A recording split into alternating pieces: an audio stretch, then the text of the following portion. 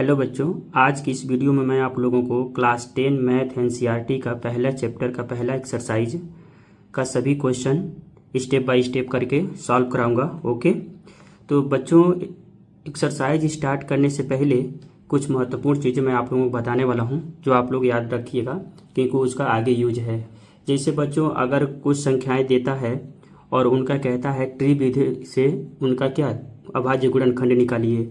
तो ट्री विधि क्या होता है बच्चों, अगर कोई संख्या है, मान लीजिए 24 है, ओके, और इसको कहता है ट्री विधि से इसका अभाज्य गुणनखंड निकालिए, तो हम सबसे पहले छोटे प्राइम नंबर से इसको तोड़ना शुरू करते हैं। अगर जब तक टूटेगा छोटे नंबर से तब तक तोड़ेंगे, जब नहीं टूटेगा तो उससे बड़े नंबर से तोड़ेंगे। ठीक है, अगर उससे भी नहीं टूटता तो उससे बड़े प्राइम नंबर से तोड़ते हैं। सबसे छोटा प्राइम नंबर हमारा क्या होता है, 2 से, तो 2 से हम इसको तोड़ेंगे। तो यहाँ क्या 2 हो गया, तो यहाँ कितने बार में जाएगा, 12 दूना 24। फिर यहाँ आप 2 से करेंगे तो फिर कितना होगा, ये 6 हो जाएगा।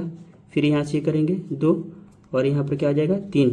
लास्ट में जो बचेगा वो भी एक प्राइम नंबर ही होगा। ओके बच्चों, जो लास्ट में बच रहा है ये भी एक प्राइम नंबर ही है। ओके, तो ये होता है ट्री विधि।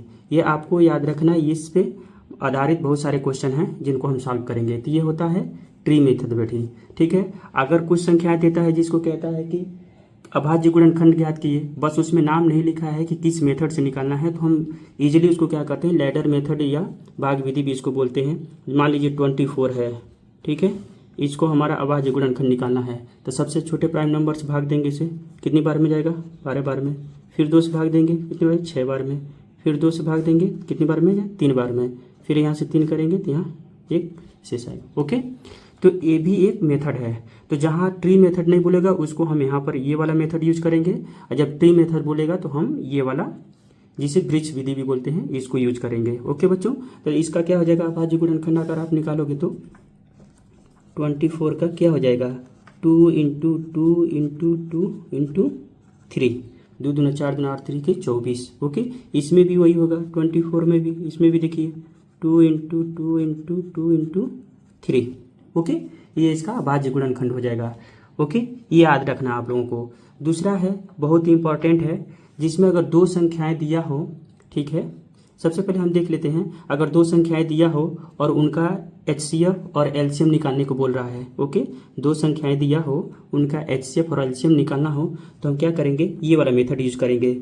सपोज दैट अगर 24 का हमें और 30 का क्या करना, हमें एचसीएफ और एलसीएम निकालना है। यहाँ पर हम क्या करेंगे, 2 से 12, 6,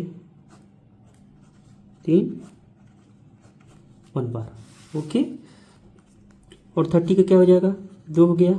फिर यहाँ पर क्या हो जाएगा 15, फिर 3 से, फिर 5, फिर 5 से 1 हो गया। तो इसका हम जब अभाज्य गुणनखंड लिखेंगे, ठीक है, 24 का क्या है, 2 इंटू 2 इंटू 2 3, और 30 का क्या हो जाएगा आपका, यहाँ पे लिख लेते हैं, 30 क्या हो जाएगा 2 इंटू 3 इंटू 5। ओके, अब इसका अगर एचसीएफ कहता है बच्चों, अगर इस संख्या का एचसीएफ कहता है, एचसीएफ मतलब हिंदी में उसे मौसो भी बोलते हैं और एलसीएम को लौसो बोलते हैं। तो एचसीएफ, ओके, तो क्या हो जाएगा, दोनों संख्याओं में जो इनके अभाज्य गुणनखंड में जो कॉमन होगा उसको हम लिखते हैं। तो इनमें अभाज्य गुणनखंड में कौन सा कॉमन है, 2 है, तो यहाँ पर क्या हो जाएगा 2 हो जाएगा। और फिर क्या है, 3 है, आप यहाँ पे भी देख रहे होंगे, यहाँ पर 3 देख रहे होंगे, दोनों में कॉमन है, 3 का 2 हो जाएगा, 3 का एचसीएफ कितना हो जाएगा, 6 हो जाएगा।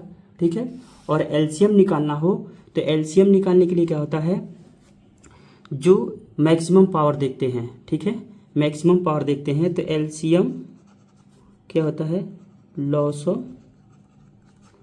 ये क्या होता है, आप देखिए 2 पर मैक्सिमम पावर कितना है, 3 बार है, यहाँ पर 1 ही बार है, यहाँ पर 3 है जो दोनों में 1 ही बार है, 5 यहाँ 1 ही बार है, तो यहाँ पर क्या हो जाएगा 2 पर पावर 3 इंटू 3 इंटू 5।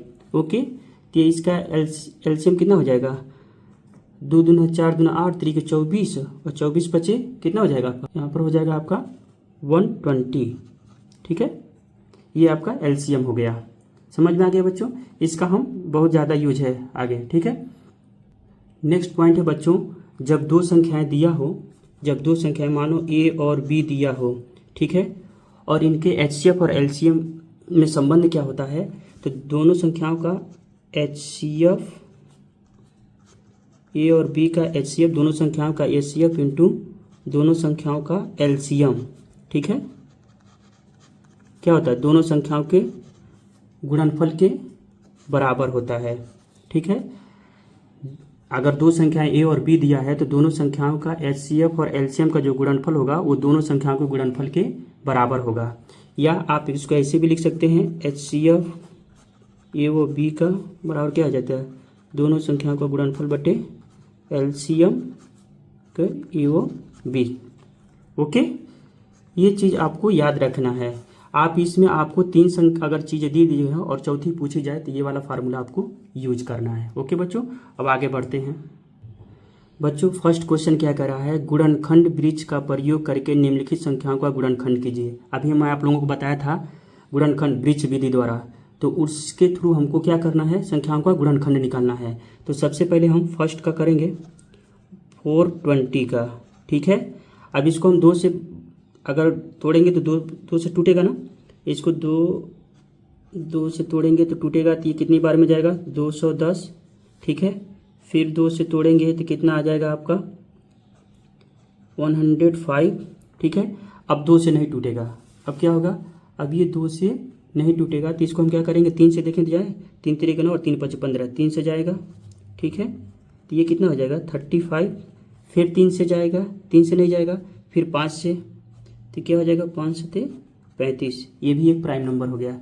तो इसका अभाज्य गुणनखंड, इसका गुणनखंड क्या हो जाएगा, 24 का गुणनखंड क्या हो जाएगा, 420 का गुणनखंड यहाँ पर हो जाएगा 2 × 2 × 3 × 5 × 7, ये इसका गुणनखंड हो जाएगा। ओके बच्चों, नेक्स्ट इसका क्वेश्चन क्या है, और दूसरा इसका है 1008 का। 1008 का वृक्ष विधि से इसका गुणनखंड निकालना है। तो आप यहाँ पर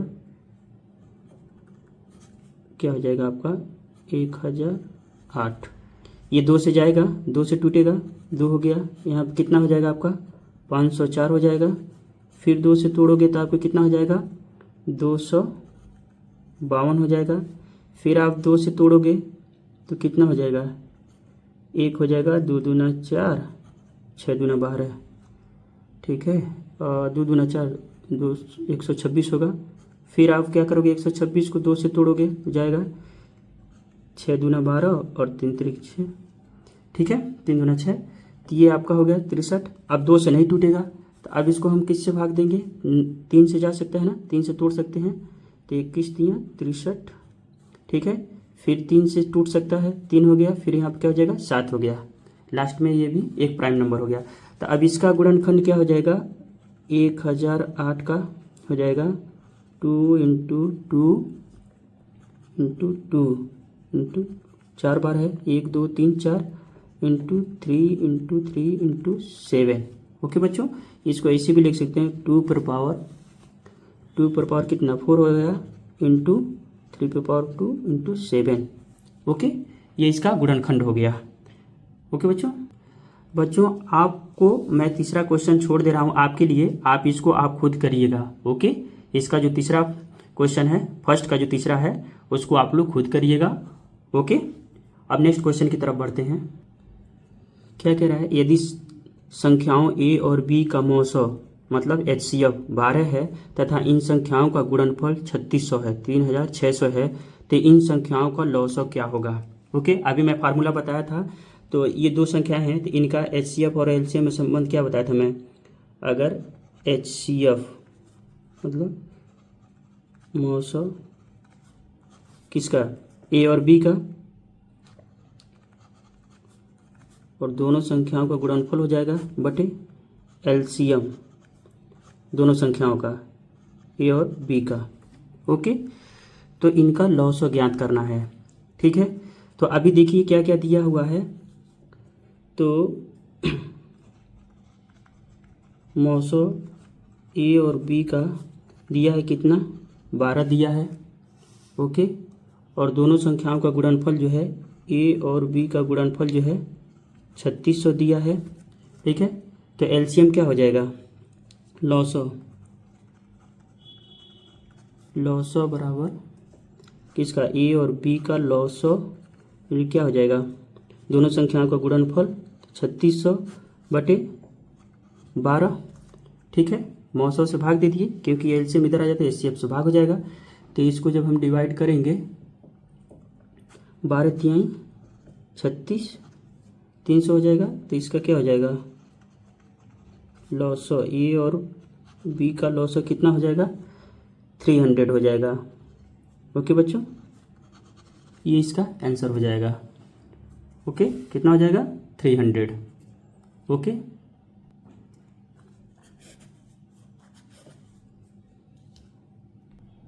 बच्चों नेक्स्ट क्वेश्चन क्या कह रहा है, एक आयताकार मैदान 18 मीटर और 72 सेंटीमीटर लंबा तथा 13 मीटर 20 सेंटीमीटर चौड़ा है। इसमें एक ही माप की वर्गाकार टाइल लगानी है, तो इस प्रकार की टाइलों की न्यूनतम संख्या ज्ञात करिए। बच्चों सबसे पहले क्या करेंगे, हम सब कुछ सेम उसमें चेंज कर लेंगे, सेंटीमीटर में चेंज कर लेंगे इसको, ठीक है ना। और उसके बाद आपको अगर न्यूनतम टाइल्स की संख्या चाहिए तो उसमें क्या होना चाहिए, टाइल्स जो होगा वो मैक्सिमम होना चाहिए, उसकी लेंथ, लंबाई और चौड़ाई, उसका स्क्वायर क्या होना चाहिए, जो भी उसकी साइज होगी मैक्सिमम होगी। वो टाइल्स का साइज जब मैक्सिमम होगा तभी टाइल्स की संख्या जो होगी न्यूनतम होगी। तो सबसे पहले हम क्या करें, लंबाई जो दिया है, लंबाई कितना दिया, 18 मीटर और 72 सेंटीमीटर, इसको हम चेंज करेंगे तो ये कितना हो गया, तो 1800 सेंटीमीटर हो जाएगा और प्लस 72 सेंटीमीटर, कितना हो जाएगा आपका 1872 सेंटीमीटर। ठीक है, ऐसे ही इसकी चौड़ाई हो गई, चौड़ाई कितना हो जाएगा, 13 मीटर है और 20 सेंटीमीटर, तो ये क्या हो जाएगा आपका 1320 सेंटीमीटर। ओके, जब टाइल की संख्या न्यूनतम होगी, जब टाइल का साइज मैक्सिमम होगा, इसलिए हम क्या करेंगे, लंबाई और चौड़ाई का हम क्या करेंगे, उसका एचसीएफ निकालेंगे, मौसा निकालेंगे। ओके, तो इसके लिए हम क्या करते हैं, 1872, ठीक है, इसको हम 2 से भाग देंगे तो कितना बना, 936, फिर 2 से करेंगे तो इसका 668 आएगा, फिर 2 से डिवाइड करेंगे तो कितना हो जाएगा, 2, 3 और 4, ठीक है, 234, फिर 2 से डिवाइड करेंगे तो कितना हो जाएगा, 1 और ये 17 हो गया। फिर हम 2 से नहीं जाएगा, अब 3 से करते हैं तो 3 से हो गया 39, फिर 3 से करेंगे तो ये 13 तिया 39, ठीक है। तो इसमें क्या हो जाएगा, 1872 का अगर निकालते हैं 1 2 3 4, तो 2 पर पावर 4 इंटू 3 पर पावर 2, ठीक है, इंटू 13। ओके बच्चों, फिर हम दूसरे को आते हैं, ये वाला जो दिया है कितना, 1320 का भी इसको 2 से भाग देंगे तो कितना बचेगा, 660, फिर 2 से भाग देंगे तो कितना होगा, 330, फिर 2 से भाग देंगे तो ये हो जाएगा आपका 1 और 13 6 दूनी 12 और 5 165, फिर 3 से भाग देंगे, 2 से नहीं जाएगा तो फिर कितना आ जाएगा, 5 3 15, 5 3 15 55, फिर 5 और ये 11। ओके बच्चों, तो इसका क्या हो जाएगा, 2 पर power 3 into 3 into 5 into 11। Okay बच्चों, ये हो गया। अब इसका मौसा कितना हो जाएगा, HCF अभी हो जाएगा, जो दोनों में कॉमन हो, 2 पर पावर 3 कॉमन हो जाएगा। ओके, और 3 एक कॉमन हो जाएगा, तो 2 पर पावर 3 इंटू 3, ठीक है, तो कितना हो जाएगा, 2 दूना 4 दूना 8 3 की 24 सेंटीमीटर। ओके, ये टाइल की भुजा होगी, ये एक टाइल की भुजा होगी, टाइल आप लिख देते हैं, टाइल की भुजा। ओके बच्चों, तो टाइल की संख्या निकालने के लिए क्या करेंगे, पहले आयताकार मैदान का क्षेत्रफल में एक टाइल की जो है क्षेत्रफल से भाग दे देंगे। ओके, तो टाइलों की संख्या बराबर क्या हो जाएगा, आयताकार मैदान की क्षेत्रफल बटे एक टाइल का क्षेत्रफल। ये एक टाइल क्या है, वर्गाकार है, तो इसका क्षेत्रफल भुजा का स्क्वायर हो जाएगा। तो यहाँ पर क्या हो जाएगा आपका 1872 गुणे 1320 बटे कितना हो जाएगा आपका 24 गुणे 24। आप इसको कट करिए, 124 से इसको कट करेंगे तो कितनी बार में जाएगा 78 बार में जाएगा, और इसको कट करेंगे तो कितने बार में जाएगा 55 बार में। ओके, तो आप इसको जब मल्टीप्लाई करेंगे 78 और कितना 55 का, तो ये आपका आ जाएगा 4290। ये इसका आंसर हो जाएगा। ओके बच्चों, इतने टाइल्स लगेंगे। ओके बच्चों, नेक्स्ट क्वेश्चन क्या कर रहा है, संख्या 20570 के अभाज्य गुणनखंड ज्ञात कीजिए। इसमें कोई मेथड नहीं बोला है कि किस मेथड से निकालना है, ठीक है। तो हम डायरेक्ट इसको क्या कर सकते हैं 2570, ठीक है, इसका लैडर मेथड से हम निकालते हैं। 2 से जब डिवाइड करेंगे तो कितना 10285 हो जाएगा। फिर 5 2 से तो होगा नहीं क्योंकि लास्ट में 5 आ गया। 3 से भी में भी नहीं होगा, 5 से होगा, ठीक है। तो यहाँ पर क्या हो जाएगा 5 दूना 10, और यहाँ पे 1 0 बढ़ जाएगा आपका, क्योंकि 5 25 25 और 3 35, 5 7 35। ओके, फिर ये 5 से नहीं जाएगा क्योंकि लास्ट में 7 आ गया, तो आपको 11 बार में जाएगा। तो कितना हो जाएगा 11 का 11, और ये आपका हो जाएगा, और आपका हो जाएगा 9 95 11 9 99 11 88 और 11 77, ठीक है। और फिर आपका 11 से जब हम इसको डिवाइड करेंगे तो ये आ जाएगा 17। तो इसका गुणनखंड क्या हो जाएगा, अभाज्य गुणनखंड, अभाज्य गुणनखंड किसका 20570 का हो जाएगा 2 × 5 × 11 × 11 × 17। ओके, या इसको आप ऐसे लिखो 2 × 5 × 11 स्क्वायर टू 17। ओके बच्चों, इसका भाज्य गुणनखंड हो जाएगा।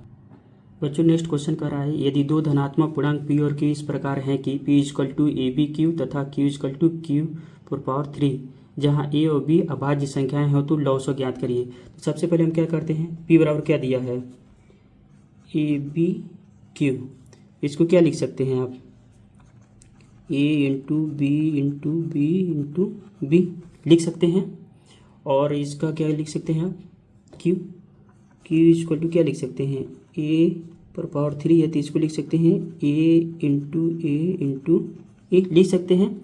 अब लॉसो कह रहा है तो मैक्सिमम पावर हम देखते हैं, मैक्सिमम पावर प्राइम नंबर जो होते हैं, अभाज्य संख्या जो होती हैं उनका मैक्सिमम पावर देखते हैं। तो यहाँ पर a⁴ मैक्सिमम है, यहाँ पर b⁴ मैक्सिमम 3 है। तो यहाँ पर क्या हो जाएगा लॉसो क्या हो जाएगा a⁴ 3 × b⁴, ये इसका आंसर हो जाएगा। ओके बच्चों, क्योंकि लॉसो निकालने के लिए हर एक अभाज्य गुणनखंड का सबसे बड़ी घात लेते हैं, ठीक है। तो यहाँ पर a पर सबसे बड़ी घात कितना था 3 था, यहाँ पर b पर था b⁴ 3 था, ठीक है। तो a³ b³ हो गया, ये इसका लॉसो हो गया। ओके बच्चों नेक्स्ट क्वेश्चन क्या कहता है, निम्नलिखित संख्याओं का अभाज्य गुणनखंडों के गुणनफल के रूप में व्यक्त कीजिए। ओके, निम्नलिखित संख्याओं के अभाज्य गुणनखंडों के गुणनफल के रूप में व्यक्त करना है। ओके, फर्स्ट क्या है, फर्स्ट है 140, ठीक है।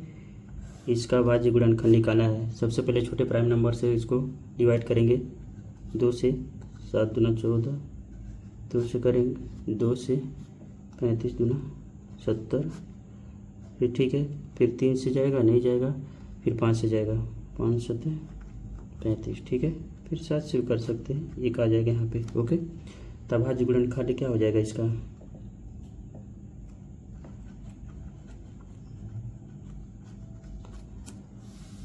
हो जाएगा इसका अभाज्य गुणनखंड। ठीक है, किसका 140 का, यहाँ पर हो जाएगा 2 इंटू 2 5 टू 7, या इसको लिख सकते हैं 2 पावर 2 इंटू 5 इंटू 7। ओके बच्चों, इसका भाज्य गुणनखंड हुआ फर्स्ट का। सेकंड क्या है आपका, सेकंड है 156। ओके, इसको 2 से डिवाइड करेंगे तो कितना हो जाएगा, 7 दूना 14, 8 दूना 16।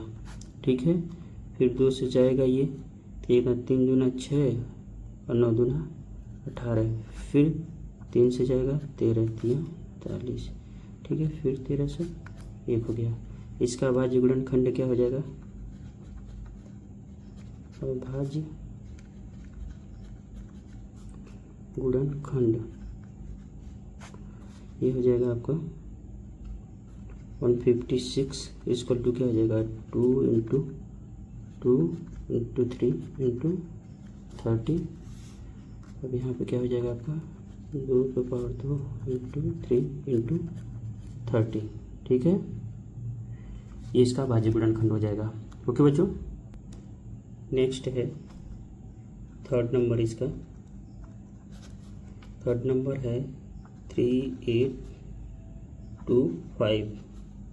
ओके, आप यहाँ देख रहे हैं कि 2 से होगा ही नहीं, 2 से डिवाइड नहीं होगा क्योंकि लास्ट में 5 है, तो हम 3 से देखते हैं। 3 से करेंगे तो यहाँ 3 दूना 6, फिर क्या हो जाएगा 8, 7 त्रिक 21 और 3 5 15। ठीक है, ये हो जाएगा। फिर 3 से जाएगा, 3 से जाएगा तो ये क्या होगा 4 हो गया, फिर 2 हो गया 5 हो जाएगा। ओके बच्चों, फिर 3 से तो नहीं जाएगा, अभी कितना होगा 5 से जा 70, 5 छोटे 40 और 5 25।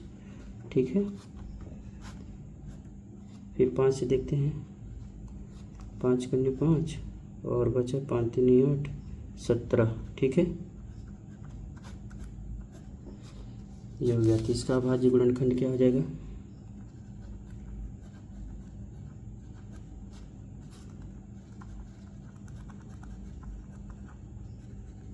गुणनखंड 3825 का हो जाएगा 3 इंटू 3 इंटू 5 इंटू 17 हो जाएगा 3 square into 5 square into 70। Okay बच्चों, ये इसका अभाज्य गुणनखंड हो जाएगा। नेक्स्ट है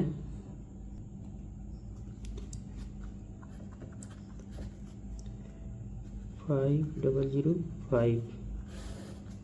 ओके, ये 3 से नहीं डिवाइड होगा, ये 5 से होगा, ये 2 से भी नहीं होगा तो 5 से होगा। तो ये क्या हो गया आपका हो जाएगा 1001।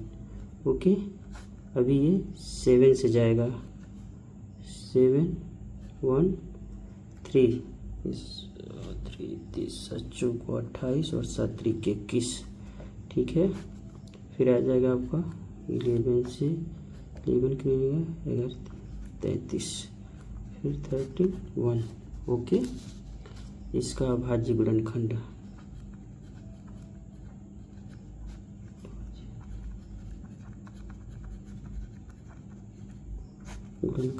इसका 5005 का हो जाएगा आपका 5 इंटू 7 इंटू 11 इंटू 13। ओके, ये इसका अभाज्य गुणनखंड हो जाएगा। बच्चों, लास्ट का एक क्वेश्चन है 5 नंबर जो इसमें दिया है, इसको आप लोग खुद सॉल्व करिएगा। ओके, तभी तो पता चलेगा आपने कुछ सीखा है। ओके, बहुत इजी है, इसको आप देखिए। लास्ट में 9 है तो किससे कट सकता है, आप पहले 2 से तो कटेगा नहीं, 3 से ट्राई करिएगा, 3 से नहीं कटेगा तो 5 से करिएगा, 5 से नहीं होगा तो 7 से करिएगा। ठीक है, जब तक ये जिस नंबर से न कटे तब तक इसको करते रहिएगा, इसको खुद ट्राई करिएगा। ओके, ये हिंट आपको दे दे रहा हूँ, ये 17 से कटेगा फर्स्ट जो होगा। ठीक है, इसको 17 से आप डिवाइड करिएगा पहले, ये कटेगा। ओके, नेक्स्ट क्वेश्चन देखते हैं। बच्चों कह रहा है पूर्णांकों के निम्नलिखित युग्मों के HCF और LCM ज्ञात कीजिए तथा इसकी जांच कीजिए कि दोनों दो संख्याओं का गुणनफल इसके एचसीएफ और एलसीएम के बराबर है। ये जो दोनों संख्याएं दिया गया है इनका एचसीएफ और एलसीएम इन दोनों संख्याओं के गुणनफल के बराबर है। ओके, तो हम फर्स्ट क्या करते हैं, पहले दोनों संख्याओं का हम एचसीएफ और एलसीएम निकाल लेते हैं। उसके लिए मैं क्या करूँ, पहले गुणनखंड इनका निकालेंगे। 2 से हो गया, फिर क्या है 13, क्या हो जाएगा, फिर 13 योग हो गया, और एक है 91। ओके, तो यहाँ पे किसे 13 91। ओके बच्चों, यहाँ पे क्या हो जाएगा 26 का हो जाएगा 2 × 13, और इधर 91 का क्या हो जाएगा 7 × 13। ओके, तो इसका एचसीएफ क्या होगा, जो दोनों में कॉमन होगा तो एचसीएफ हो जाएगा। ठीक है, एचसीएफ इनका हो जाएगा 13, और एलसीएम क्या हो जाएगा इसका, एलसीएम इसका हो जाएगा, जो देखो हाईएस्ट पावर जो प्राइम फैक्टर है, ठीक है ना, जो अभाज्य गुणनखंड जो है सबका जो हाईएस्ट पावर होगा उसका, ठीक है ना, मैक्सिमम घात वाले, तो इसमें क्या आ जाएगा 2 हो गया। इसका मैक्सिमम घात 1 ही है क्योंकि इन दोनों में 1 ही है। फिर 7 का 1 ही है, 7 हो जाएगा। अब फिर यहाँ 13 भी 1 ही है। ठीक है, तो इसको जब मल्टीप्लाई करोगे तो आपका आएगा 182। ओके, तभी हम क्या करेंगे, दोनों संख्याओं का गुणा करते हैं। ठीक है, हम जांचते हैं इसको कि उसकी इक्वल है कि नहीं। तो दोनों संख्याओं का गुणनफल क्या करें, दोनों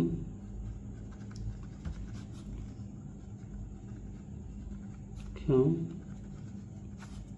का गुणनफल इक्वल टू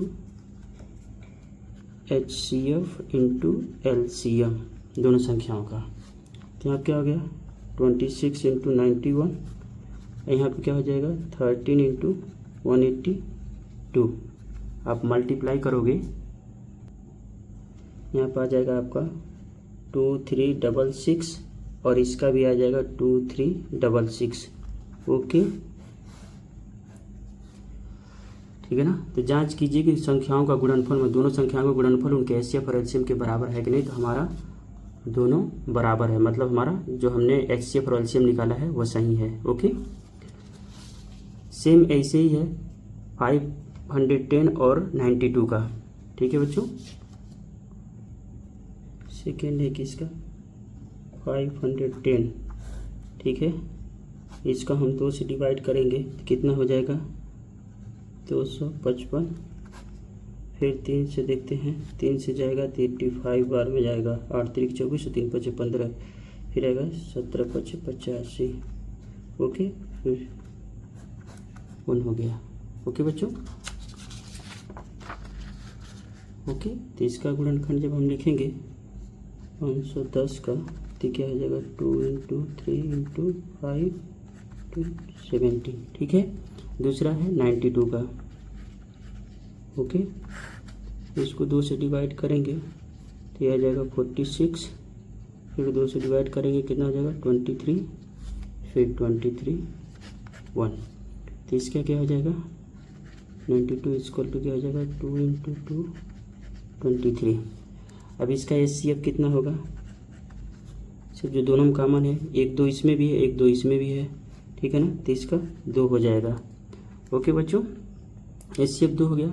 और एलसीएम क्या हो जाएगा, एलसीएम हो जाएगा 2 पर मैक्सिमम पर कितना है 2 बार है, इंटू 3 पर कितना है 1 बार है, 1 हो गया, 1 5 है, 1 से 17 है, और 1 बार 23 है। ओके, जब इसको आप गुणा करोगे तो आपका आएगा 2 3 कितना 460। ओके बच्चों, ये आपका आएगा एलसीएम ये वाला।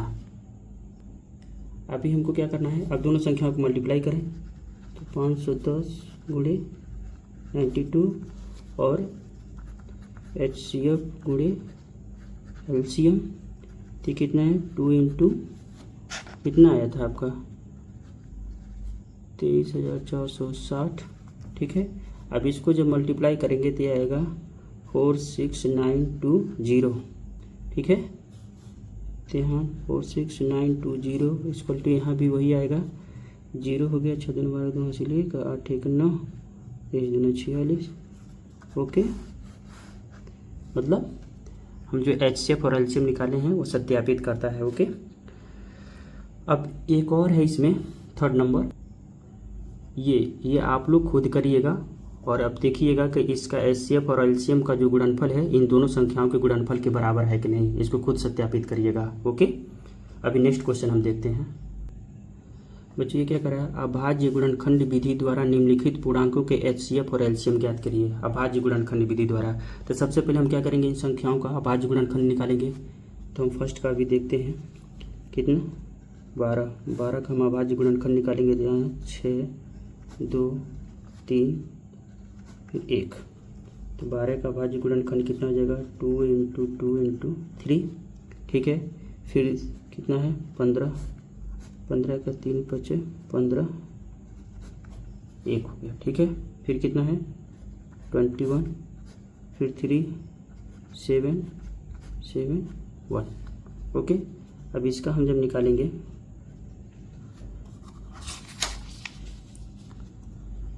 15 का क्या हो जाएगा 3 × 5 और 21 का हो जाएगा आपका 3 × 7, ओके बच्चों। तो इसका HCF क्या हो जाएगा, HCF हो जाएगा, इसमें भी 3 है, इसमें भी 3 है, इसमें भी 3 है, 3 में कॉमन है तो यहाँ 3 हो गया। और LCM क्या हो जाएगा, LCM हो जाएगा 2 पर मैक्सिमम पावर कितना है, 2 बार है। 3 पर मैक्सिमम पावर कितना है, 1 बार है, मैक्सिमम पावर 1 ही है। फिर 5 1 ही बार है, 7 भी 1 ही बार है, ओके बच्चों। तो आप इसको जब गुणा करोगे तो कितना हो जाएगा, 2 दूना 4 3 12 25 60, 60 × 7 बराबर क्या है 7 6 42, 420, ओके। तो ये आपका हो गया HCF और ये आपका हो गया LCM, ओके बच्चों। इस फर्स्ट क्वेश्चन का है, इसका 8वां का फर्स्ट। फिर उसके बाद हम देखते हैं इसका सेकंड, इसका सेकंड है 17 का, ठीक है। तो 17 का अभाज्य गुणनखंड क्या हो जाएगा, 17 का अभाज्य गुणनखंड हो जाएगा 1 और 17, यही होगा, ठीक है। और फिर 23 का क्या हो जाएगा, 1 और 23 हो जाएगा। 29 का कितना हो जाएगा, 29 और 1 × 29। अब इसका HCF क्या हो जाएगा, HCF हो जाएगा, ये कॉमन है, ठीक है, 1 हो जाएगा। कोई भी संख्या है जिस अगर स्वयं और 1 से कटता ही है, ठीक है ना, तो उसका एक अभाज्य गुणनखंड इसको हम कर सकते हैं, ठीक है। और इसका LCM क्या हो जाएगा, LCM हो जाएगा 17 × 23 × 29। तो इसको जब गुणा करोगे तो आपका 11,1,3,9 ये आपका आंसर आएगा, ठीक है, ओके बच्चों। थर्ड वाला क्वेश्चन आप खुद करिएगा, ओके। आपको भी समझ में आना चाहिए, आप बहुत इजी है, आप कर सकते हैं इसको, ठीक है, आप इसको करिएगा। नेक्स्ट क्वेश्चन देखते हैं बच्चों। दिया हुआ है HCF 306 और 657 का HCF कितना है, 9 दिया है और LCM ज्ञात करना है, ओके। तो मैं आप लोगों को पहले ही फार्मूला बताया था HCF और LCM, और अगर दो संख्याओं के HCF और LCM दिया हो तो उसमें क्या संबंध होता है, ओके। तो हम यहाँ पर क्या करेंगे, LCM दिया है, ठीक है, पहले दिया है HCF किसका, 306 और 657 का कितना 9, और क्या पूछ रहा है LCM किसका, 306 और 657 का, ओके बच्चों। तो हमारा क्या हो जाएगा यहाँ पे, LCM किसका, 306 का और 657 का, और क्या हो जाएगा, ये दोनों संख्या को मल्टीप्लाई कर दो, 306 × 657 बटे इसका HCF से डिवाइड कर दो, ओके। आपको फार्मूला पहले ही बता दिया था, ठीक है, बट आप यहाँ पर फार्मूला दिखा सकते हैं, ओके। तो यहाँ पर क्या हो जाएगा आपका 9 से अगर इसको अगर कट करते हैं तो कितनी बार में जाएगा 9 सत्ते 63, 2 27 9 27, ठीक है। अभी इसको आप मल्टीप्लाई करोगे कितना 306 गुणे कितना 73, ये हो जाएगा आपका 22,338। ये इसका आंसर हो जाएगा किसका एलसीएम बराबर क्या होगा 306 और 657 का। ओके बच्चों, इसका आंसर हो जाएगा। बच्चों नेक्स्ट क्वेश्चन है, जांच कीजिए कि क्या किसी प्राकृतिक संख्या n के लिए संख्या 6n अंक 0 पर समाप्त हो सकती है। बच्चों किसी भी संख्या को अगर उस पे पावर n है और उसको 0 पे समाप्त होने के लिए क्या होना चाहिए, किसी भी संख्या के 0 पर समाप्त होने के लिए यह आवश्यक है कि उसके अभाज्य गुणनखंड में 2 और 5 दोनों का होना अनिवार्य है। 2 और 5 का होना अनिवार्य है, क्योंकि जैसे आप एग्जाम्पल देखिए 2 और 5 का जब गुणा करेंगे 10 आएगा, 0 पर समाप्त हो रहा है, ठीक है ना। तो इसके गुणनखंड में 2 और 5 अनिवार्य है। ओके बच्चों, अब जैसे आप ले लो 20 का करोगे 2 इंटू 2 इंटू 5, इसमें भी क्या है 0 पे समाप्त हो रहा है। इसके गुणनखंड में क्या है 2 इंटू 2 इंटू 5, मतलब 2 और 5 आना ही चाहिए। ओके बच्चों, बट 6 पे पावर n के लिए अगर गुणनखंड आप करते हैं तो 2 इंटू 3 पावर n। ओके, समझ गया। तो ये इसका गुणनखंड होगा, तो ये क्या है अभाज्य गुणनखंड होगा इसका 2 पर पावर n इंटू 3 पर पावर n। यह अभाज्य गुणनखंड है किसके 6 पर n के। ओके, अभाज्य गुणनखंड है, ठीक। तो यहाँ पर क्या होगा, यहाँ पर होगा यहाँ 6 पावर n अभाज्य गुणनखंड, क्योंकि क्या है यहाँ 6 पावर n के अभाज्य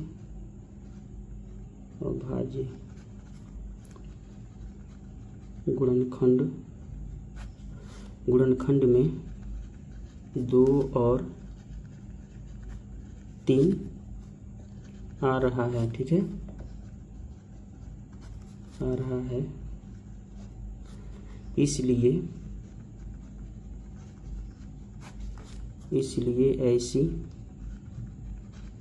ऐसी कोई भी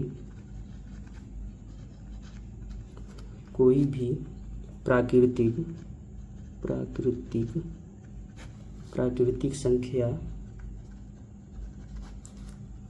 नहीं है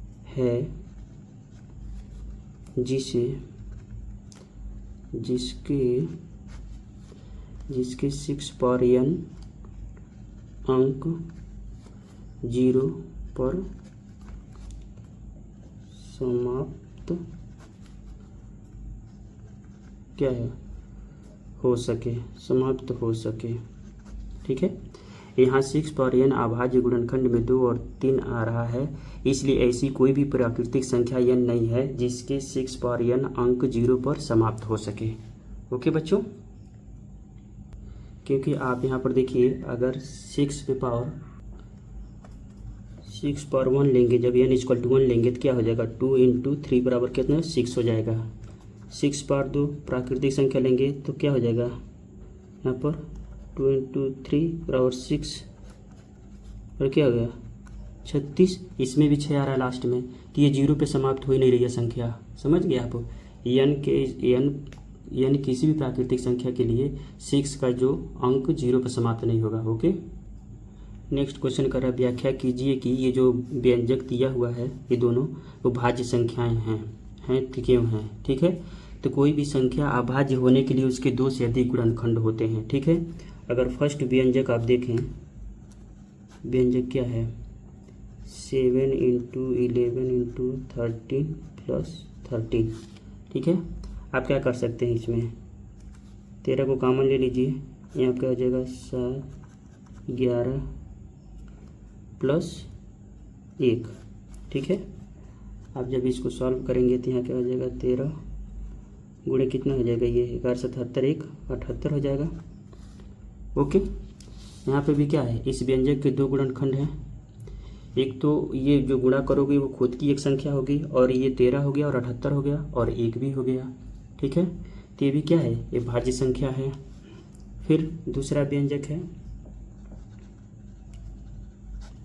व्यंजक जो दे रहा है क्या है 7 6 5 × 4 × 3 2 2 1 + 5। यहाँ पे भी क्या करिए 5 कॉमन ले लीजिए। ठीक है, तो यहाँ का हो जाएगा 7 × 6 × 4 × 3 × 2 × 1 + 1। ओके, आप जब इसको मल्टीप्लाई करेंगे इन सब का तो ये आपका हो जाएगा 1008 प्लस वह, तो ये क्या हो जाएगा आपका 5 × 9। ठीक है, इसको भी जब गुणा करोगे आप तो ये खुद जो गुणा होने पे जो अंक संख्या मिलेगी वो एक संख्या स्वयं हो जाएगी, और ये दो गुणनखंड ही हैं और एक भी है। ठीक है ना, तो इससे ये प्रतीत होता है तो हम लिख सकते हैं चूंकि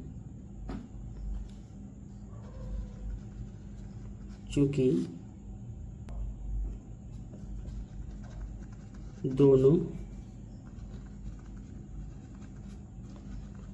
संख्याओं के क्या है 2 से अधिक गुणनखंड है, अभाज्य गुणनखंड है। ठीक है, अभाज्य लिखे या अधिक गुणनखंड हैं। ठीक है ना, इसलिए दोनों संख्याएं क्या हैं, दोनों संख्याएं भाज्य संख्याएं हैं, भाज्य संख्याएं। ठीक है, दोनों संख्याओं के क्या है, दोनों जो व्यंजक दिए उनके 2 से अधिक गुणनखंड हैं, इसलिए क्या है ये भाज्य संख्या है। ओके बच्चों, नेक्स्ट क्वेश्चन बच्चों, किसी खेल के मैदान के चारों ओर एक वृत्ताकार पथ है। इस मैदान का चक्कर लगाने में सोनिया को 18 मिनट लगते हैं, जबकि इसी मैदान को एक चक्कर लगाने में रवि को 12 मिनट लगते हैं। मान लीजिए कि वे दोनों एक ही स्थान और एक ही समय पर चलना प्रारंभ करके एक ही दिशा में चलते हैं। कितने समय बाद वे पुनः प्रारंभिक स्थान पर मिलेंगे। बच्चों वो दोनों कब मिलेंगे, ठीक है, तो इसके लिए हम सबसे पहले क्या करेंगे, इन दोनों संख्याओं को हम एलसीएम निकालेंगे। ठीक है ना, एलसीएम निकालेंगे तो मान लीजिए ये कोई वृत्त है, ये बिंदु ए से क्या है सोनिया और